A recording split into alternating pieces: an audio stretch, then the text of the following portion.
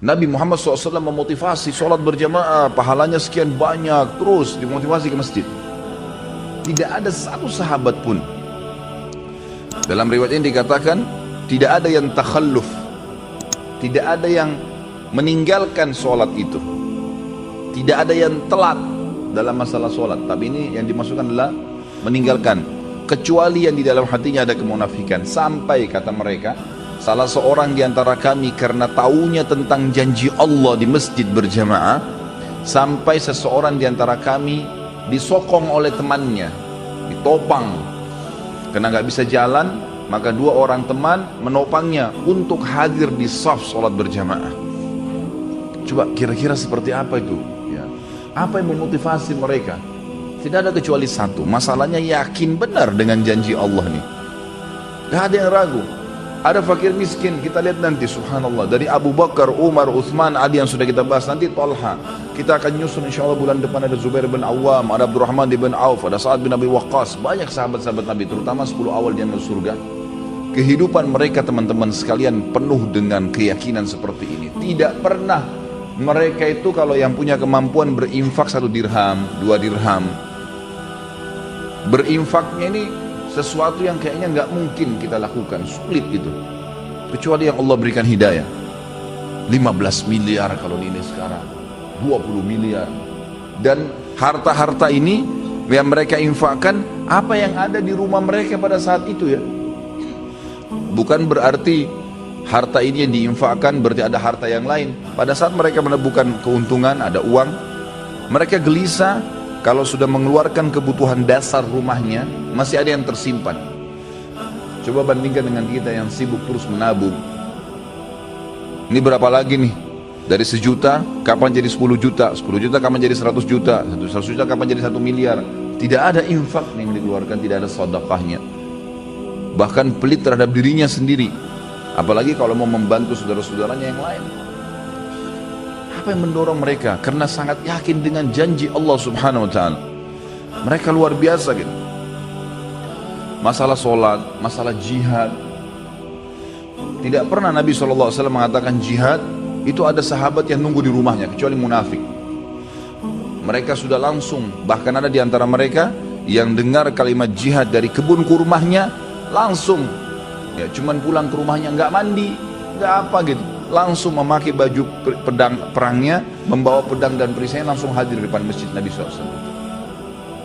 Kita kadang-kadang subhanallah hanya karena keringatan gak jadi sholat jamaah di masjid. Bagaimana ini gitu? Ciri khas sahabat, mustahil mereka ketinggalan janji Allah. Karena prinsip dasarnya dalam masalah ibadah, ikhwan dan akhwat sekalian, sekali kita ketinggalan ibadah itu, sulit sekali untuk mengulanginya. Saya sering sampaikan di pengajian saya, kalau seandainya kita masbuk sholat subuh 1 rakaat, mungkin ada uzur, mungkin sakit perut, anggaplah, ketiduran, anggaplah. Tapi uzur ini hanya akan melepaskan kita dari hukuman Allah subhanahu wa ta'ala, kalaupun di perbuatan itu ada hukuman. Tapi ingat, kehilangan pahala gak bisa diperbaikin. Beda antara orang yang ketiduran masbuk 1 rakaat dengan orang yang dasarnya memang bangun dan tiap hari dia paksakan dirinya untuk mendapatkan dari rakaat pertama. Beda pahalanya, walaupun sama-sama hadir subuh. Dan yang masbuk 1 rakaat sampai hari kiamat, dia tidak akan pernah bisa memperbaiki kekurangan 1 rakaatnya itu. Coba kalau kita masbuk misalnya, pas datang imamnya sudah rakaat kedua, masih bisakah kita bilang imam maaf kembali ke rakaat pertama untuk kita ikut dari awal takbiratul ihram? Gak bisa. Berarti orang yang ikut dari awal sama imam, dari Allahu Akbar sudah dicatat pahala oleh malaikat, dari iftitah sudah ada pahalanya, dari Al-Fatihah sudah ada pahalanya, dari surah yang dibaca ada pahalanya, ruku ada pahalanya, gerakan dan bacaannya, itidalnya, kemudian terus 1 rakaat sujudnya. Bukankah kata Nabi SAW ya, tidak ada seorang pun yang sujud 1 kali untuk Allah kecuali Allah akan tinggikan derajatnya. Waktu seorang sahabat berkata, ya Rasulullah, saya ingin bersama dengan anda di surga. Kata Nabi SAW, ada yang lain kau minta? Dia bilang, tidak ada ya Rasulullah, itu saja, saya ingin bersama anda di surga, pandu saya untuk itu. Kata Nabi SAW, bantu saya agar kamu bisa bersama saya di surga dengan memperbanyak sujud. Sekali kita kehilangan sujud, tidak bisa diperbaiki. Nanti kita sujud memang. Tetapi kata para ulama, orang yang masbuk, yang dia dapat berjamaah, dapat pahala jamaah, yang dia masbuk yang tersisa, itu akan mendapatkan pahala yang bukan berjamaah lagi. Artinya berkurang kan gitu. Dosakah dia? Tidak dosa. Nggak ada hukuman di depan Allah SWT karena dia ada uzur ya. Tetapi perlu jeli teman-teman sekalian memahami bahwasanya tidak bisa terulang peluang ibadah itu. Saya pernah menemukan seorang ibu dengan anaknya miskin, luar biasa pakainya saya lihat gitu. Saya habis ta'lim di kampung Melayu. Kemudian saya keluar, dia beri isyarat, minta uang gitu. Saya memang sudah niat mau membantu. Saya bilang sebentar bu ya, karena saya lihat ibu itu duduk di bawah pohon gitu. Saya memang sudah niat mau memberikan apa yang saya dapatkan dari ceramah diberikan oleh majelis taklimnya. Kemudian saya sholat dulu bu, buru-buru karena saya takut iqamah, waktu itu sudah azan. Saya pun pergi ke sana, kemudian saya sholat berjamaah. Saya lupa nih kalau ada yang minta tadi, habis sholat duhur, saya selesaikan juga sholat nafilahnya di situ ba'diyah duhur. Baru saya pulang, baru saya kembali. Mobil saya parkir kebetulan di dekat majelis taklim dan dekat pohon yang ada ibu minta-minta tadi. Subhanallah tuh saya kembali, tiba-tiba saya lihat pohon tersebut, saya teringat, wah tadi ibu yang minta. Mana dia? Saya cari nggak ada. Cari keliling nggak ada. Sampai saya naik mobil saya 3 kali, ikhwah. Sekarang putar balik di situ. Nyari ibu itu mana? Sudah nggak ada, sudah pergi. Pada saat itu subhanallah Allah masukkan dalam hati saya penyesalan yang luar biasa. Khalid, berapa menit tadi itu, berapa detik kamu korek kantong kamu untuk kasih ke fakir miskin ini. Sekarang dia sudah pergi, kamu mau dapat pahala dari mana dari orang ini lagi? 3 kali saya putar nggak ketemu sama orang itu. Semenjak itu ikhwah-ikhwah sekalian saya tidak pernah tunda. Kapan ada kesempatan tidak boleh ditunda. Karena ini tidak bisa terulang lagi gitu kan. Nabi kita Muhammad SAW dalam hadis Bukhari selesai sholat asar tiba-tiba berdiri dengan sangat cepat, lalu melewatin para sahabat ke rumah beliau. Sahabat semua heran. Kata para sahabat yang meriwayatkan hadis ini, kami heran melihat cepatnya gerakan Nabi SAW. Gak lama kemudian sahabat masih berzikir, Nabi SAW kembali lagi dengan tenang, lalu duduk kembali menyambung zikirnya. Para sahabat bertanya, ya Rasulullah, mudah-mudahan ada kebaikan, kenapa tadi anda melakukan gerakan begitu cepat? Apa kata Nabi SAW? Perhatikan. Kata Nabi SAW, tadi sebelum sholat asar, saya sudah mengumpulkan sesuatu yang ingin saya keluarkan, yang ingin saya bagikan, saya infakkan, saya sedekahkan. Namun, saya tadi tersibukkan, tidak sempat saya keluarkan sebelum sholat. Maka saya ke rumah saya, kemudian saya membagikannya seperti yang saya inginkan, lalu saya kembali berzikir. Jadi Nabi SAW pada saat lupa ingat langsung menyelesaikan, lalu kembali lagi berzikir. Bayangkan ya, bagaimana cepatnya Nabi SAW mengerjakan sebuah amal soleh. Jangan ketinggalan ikhwah-ikhwat sekalian. Puasa Senin Kamis, kenapa antum gak puasa nih? Saya masih bingung kenapa ada orang gak puasa. Antum mati kalau puasa. Alasannya hanya karena panas, alasannya hanya karena kantor. Lalu kapan panas itu hilang? Gak bakal hilang.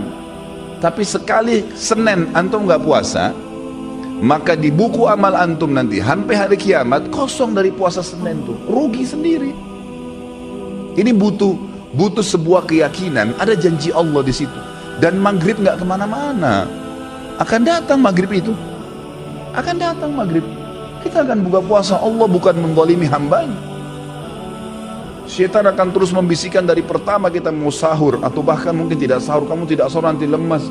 Itu semua godaan syaitan tepis. Manusia itu bisa hidup tanpa makan, tanpa minum minimal 3 hari. Tidak makan, tidak minum bisa hidup 3 hari. Gak usah antum khawatir gitu. Apalagi maghrib nanti sebentar, nanti sampai 5 detik, sedetik pun sebelum azan, syaitan masih godain supaya batalin puasanya. Dan dia akan kalah pada saat dengar azan antum minum. Makanya kata Nabi SAW, "Lis-shaimi farhatan." Orang yang puasa punya 2 kemenangan dan kegembiraan. Farhatun inda fitri, gembira yang dia dapatkan pada saat buka puasa.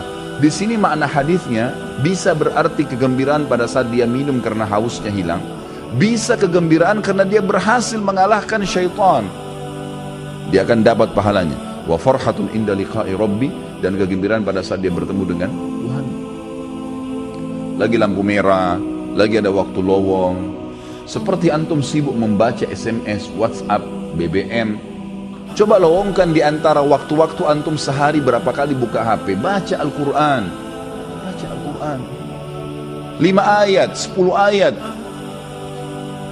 Coba lihat nanti jeda waktu saja antara azan dan iqamah, atau jeda waktu lagi nunggu azan kalau antum lagi di kantor, atau jeda waktu selesai pekerjaan duduk sebentar habis minum air. Coba lowongkan waktu antara minum air, hitung detiknya pakai stopwatch, minum air, anggap 15 detik. 15 detik antum pakai baca Al-Quran. Coba lihat berapa ayat yang antum dapatkan. Baca. Kalau tidak, kapan nih? Ingat, dalam ibadah harus dipaksakan baru bisa. Kalau kita tidak paksakan diri kita, tanda kutip, tidak paksakan sholat malam, tidak paksakan berpuasa, tidak paksakan bersedekah, tidak paksakan mengambil Quran dari rak atau membuka aplikasi Quran di HP dan dibaca, tidak paksakan menjenguk orang sakit, tidak paksakan hadir di majelis ilmu, tidak bakal pernah bisa. Karena syaitan selalu menghambat kita.